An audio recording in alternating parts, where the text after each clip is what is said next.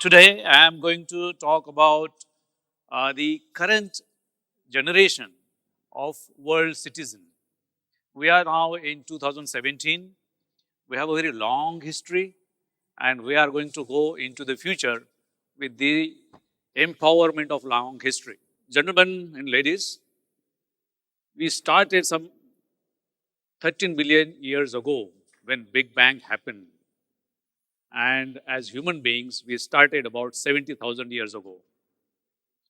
And today, as we are called scientifically Homo sapiens, are at this crossroad of the happenings. And why I'm saying this crossroad, we'll eventually try to understand what it is and what are going to be the challenges of the future and what are going to be the pitfalls, what are going to be the celebration points. Let me begin with a slight insight into the past. When we started 70,000 years as human beings, not much was done. Prior to that, in terms of intellectual endeavors as human beings, we were part of any other animal on this planet. We tried to launch ourselves on the journey of intellectual creatures on this planet. And 15,000 years ago, some lady somewhere on this planet started agriculture. And that's how the journey of fast modernistic human being commenced. About 4,000 years ago, we really took off. And just recent as 1800 AD, this is what is being a currency of our time. Whatever has been done 70,000 years till 15,000 years ago, it was a DNA dominated journey of human beings. And what is that? Humans were created to consume only 2,000 to 3,000 kilocalories of energy on this planet, individual energy. That's all. Today, average American consumes about 230,000 kilocalories of energy. So our journey from 70,000 till today is completely phenomenal journey. It also has empowered us in many ways. And what is it? It brought us from 70,000 to 1800 AD, and 1800 AD onwards is what we are today. And what is that? It took 70,000 years to make us 100, that is 1 billion human beings on this planet, that is in 1800 AD. It started a scientific revolution. It also started something called climatological changes. It also started something like comfort living. It also started something like the problems of plenty. It also started with first industrial revolution with steam engine, then IC engine, then mass production, then IT and internet, and today we are at the juncture of fourth industrial revolution. That is the short of human journey till today. In terms of living habits of this creature called human beings, we were scattered all over the planet, living in caves, then started coming together. And since then, we are congregating, coming together and staying in large numbers. In 1800, just 3% of population was living in cities and towns. In 1900, it was 14%. And today, it is 54%. In 2008, half of humanity started living in urban areas. In other words, 21st century has embarked upon a new journey, and that is the journey of urban planet. Till 2008, we were rural planet. From 2008 onwards, we are going to be urban planet. This is one. Urban planet is going to coincide with the fourth industrial revolution. I am not aware that what is going to happen in fifth industrial revolution, if at all it is going to be there. But the combined effect of urbanization, urban planet, and fourth industrial revolution is going to be our main challenge of the future. And we have to be equipped to face it in a better manner. Otherwise, it could lead to even catastrophic effects also. What we have achieved from Bronze Age, Iron Age, where our life expectancy was 26 years. Before 1940s and 50s, it was about 32 to 35 of 34 years. Today, world average life expectancy is 71 years. Huge achievement. In 1800, the carbon dioxide concentration in atmosphere was 288 ppm. Today it is 400 ppm. Not so good achievement. It is polluting the environment. So simultaneously, we are increasing the lifespan, but at the same time, we are polluting the environment and endangering human beings. So this is the history of last 200 years. With this kind of knowledge, we have to face the future. While facing the future, the humanity is not going to remain at 54% as urban planet, but eventually, when the population of this planet, which is projected to be 11.2 millions in the year 2100, about 80% people are going to live in urban India, urban world.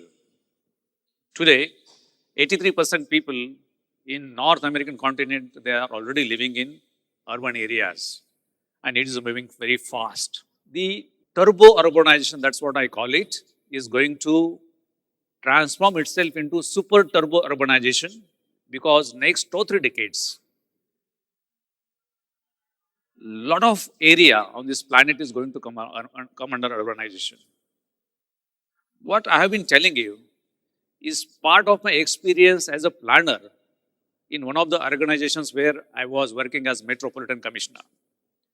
And that is giving insights into the future as to what humanity has to do for the next 100 years or so. Today, we are occupying 3.5% of the total land mass under cities and towns, which is going to increase up to 9.5% of the total planet into urban mass. This is going to be huge. If you consider just Africa, next 2-3 decades, 590% area is going to come under urbanization. It's a break speed kind of thing, and this is also very scary. Most of the urbanization is going to happen in China, India, and Africa. And it will not just provide the opportunities, but it will also going to pose some of the major challenges and problems. Post World War II, we saw emergence of middle class, and today probably the world is ruled by middle class. With the advent of fourth industrial revolution and not so declining population, we are going to have different problems on our plate. Like the middle class emergence after post World War II, in fourth industrial revolution, with artificial intelligence, cognitive analytics, 3D printing, robotics, many of the jobs are going to get vanished or transformed. Which jobs are going to get vanished? We do not know. But as per some of the estimates, 65% of the jobs that today we are looking at are going to get vanished. Probably these jobs could be replaced by some other jobs. But then, some of the jobs are going to get replaced by robotics and whatever the technologies, as I told you earlier, artificial intelligence or cognitive analytics are going to take over by them. So there is going to be net deprivation of jobs from humans to these kind of technologies in the fourth industrial revolution, and that's for the urban planet has to be equipped with. If we are not equipped as urban planet for fourth industrial revolution, then probably this disconnect between the two things moving simultaneously together as a super turbo urbanization and fourth industrial revolution could lead to something else. Combined with that, we are going to have different economies also. Today we talk about some of the developing countries developing at the rate of 6, 7, 8% of annual growth of rate. Developed world is growing around 2 to 3%, not more than that. This growth story has to end somewhere. Like some of the developed countries have stopped at the rate of 2% development rate.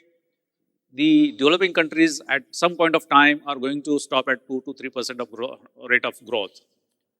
So we'll have to face a future where the world has to manage itself with no growth economy. And it's a little scary thought. We'll have to devise some different economic models wherein there is no growth, but people are sustaining and sustaining well with the kind of comforts that we have today and probably some more comforts that we'll have. And with the added population up to 11.2 billions, we have to think about all these things. So number one, that is increasing population. Two, urbanized planet. Three, fourth, industrial revolution. And change economy of this planet is going, these are going to be the main ingredients for future of the animal called Homo sapiens. I believe there will be solutions. If you look at the history of human beings from caves till 15,000 years ago to 1880 and today, it is just one way progression, and that's we are improvising. Today probably we are in the best time frame ever in the human history. Very few people are dying because of conflict if you compare the percentage. Very few people are dying because of internal matters. Probably we are dying because of eating more, because by eating more, we are getting diabetes and all these kind of things, but nobody is killing us. So probably today is the most comfortable kind of time frame that we are living. And therefore, the history of 70,000 years teaches us that we can lead to a better life centuries after centuries, centuries after centuries. And therefore, I am very optimistic that the future of this planet with fourth industrial revolution, change economic models, urbanized planet would also bring in the more comforts, more intellectual prowess and higher level of happiness. But by saying this will not solve the problem. We together will have to collectively understand the issues of humanity at a very deeper level. It's not, it is going to be the artificial intelligence versus human beings. It is going to be cognitive analytics versus human beings. It is going to be with the growing economy that has been experienced by this planet over last 200 years with the diminishing growth of economy. Unless we understand this, unless we think disruptively, this is going to be the major disruption in thinking of humanity. Unless we do this thing, probably the things could lead to very chaotic outcomes. So the main thing that is going to stabilize this urban planet is going to be the disruptive thinking process. And I think, and I am a firm believer that human beings are capable, or the epoch of at various junctures, for disruptive thinking. This kind of interactions, I believe, would accentuate the disruptive thinking in all segments, like urbanization. Since it is going to be urban planet, we'll have to have disruptive thinking in planning the urban areas, which is going to be, of course, the main focus on China, India, and Africa. If you do not plan it properly as urban areas, then we are going to miss the bus there also. What is it? We have to plan for least energy intensity for per capita. So it will bring down the climatic adverse effects. It will reduce the carbon footprint.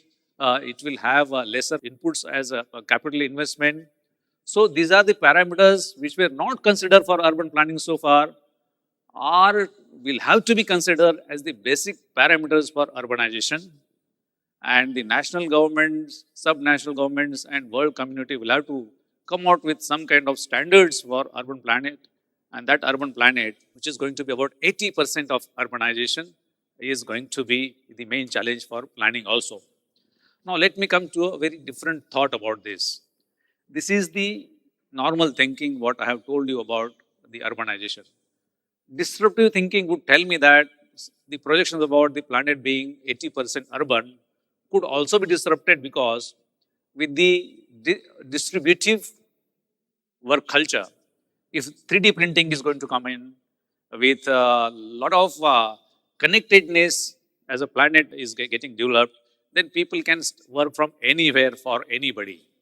If that happens, could it reverse urbanization process? There is also a disruptive thought that it could lead to non-urbanized planet also. But then together we'll have to think about all these things. And I believe the human beings can definitely look at all the issues and they come out with the winning solutions. Thank you very much.